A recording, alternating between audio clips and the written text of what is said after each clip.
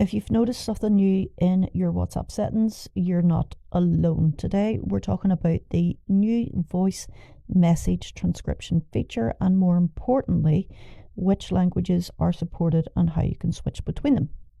It's a handy update, but it's still rolling out and comes with a few catches. So let's break it down. So quickly, what is the feature about?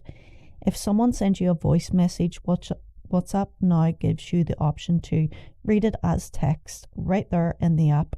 No need to press play. It's perfect for moments when you can't listen out loud. Maybe you're in a meeting, commuting, or just want to skim through without headphones. As of right now, transcription is only available in a few languages. These are English, Spanish, Portuguese, Russian, and Hindi. WhatsApp says they'll be expanding to more languages in the future, but no timeline yet. So if your language isn't supported, hang tight. Now, if the voice message is in a different language or you want to change what WhatsApp is just transcribing, here's how to do it. Open WhatsApp and then tap on the three dots in the top right corner and then go to settings. Then what you want to do is you want to select chats, and here you can see voice message transcription, and then you can see transcript language.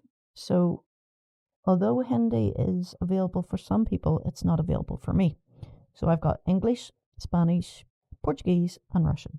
Just choose your preferred language from the list and that's it. From now on, your voice messages will be transcribed in the selected language as long as it's one of the supported ones.